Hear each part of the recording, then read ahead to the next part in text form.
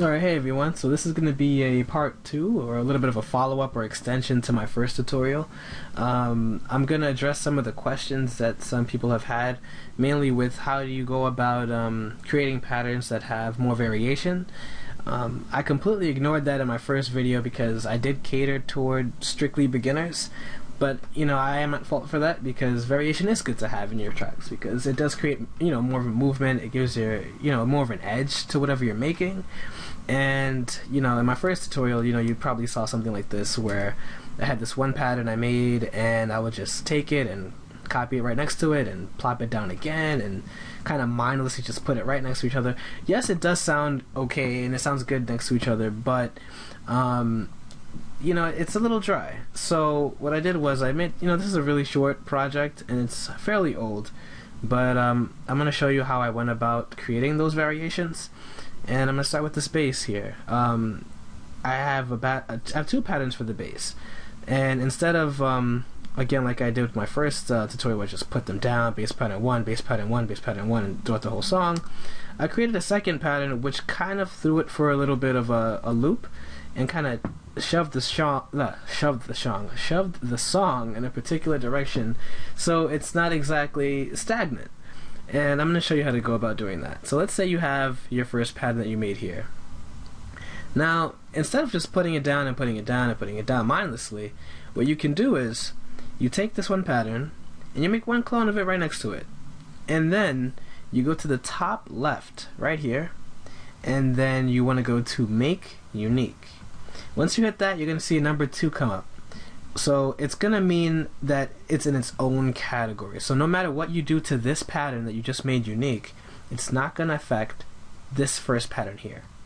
So what that means is you can double click it, you'll be taken into the piano roll where you can, quite literally delete everything and then go crazy. You can put in whatever notes you want that you think will fit for the next section of your song. Whatever that may be, go crazy. But what I'm saying is whatever you do there, it's going to be in its own thing here, and it won't affect this first pattern. So, you can quite literally get really creative and go for it. Now, the thing that some people don't notice is if you make this pattern here, bass pattern 1, and you plop it across, and you do want to make a subtle change here, if you don't make it unique and you start changing something in this pattern, it's going to appear, it's going to appear and actually mess up this one because they're all connected. You have to make sure that you do hit that Make Unique so it stands in its own category. And I did the same thing with the harp. I have 3 patterns in total for the harp. As you see, a harp pattern 1, harp pattern 2, and harp pattern 3. And I did the same thing with the harp to get that effect. I started with this first pattern, and I said, you know what? I don't want 2 of these together for the way I want the song to build. So I went here, the top left, hit Make Unique. Boom. You see that number 2? Now you're free to just change whatever you want, and I only changed a couple of notes for this this second pattern up here. It's pretty much the same notes except for like the last ending 4 or 5, but it's subtle but good, And then I went completely different for harp pattern number 3 because I kind of made that go in its own little direction. So the whole point of doing this is just to give more movement, more direction, and giving more character and personality to your track overall. So let's see how that would sound, like how bass pattern 1 leads into bass pattern 2, and how harp pattern 1 leads into harp pattern 2, and how harp pattern 2 leads into harp pattern 3, and so forth, and how it actually gives that little bit of a movement. And also pay attention to the subtlety, very subtlety, in the the flute pattern 1 and the flute pattern 2. Here we go.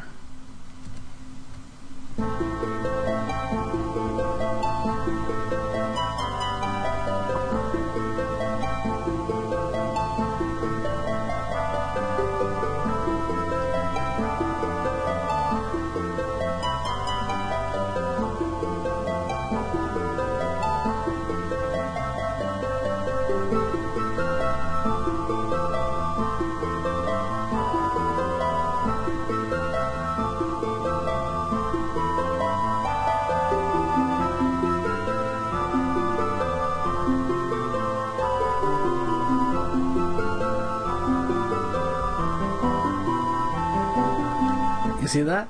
So I'm not going to play the whole song because that would be ridiculous. I just wanted to give a quick example of how creating your own patterns and creating that variation in between patterns by making one unique can help give more direction and more feeling and bring out more character in your song.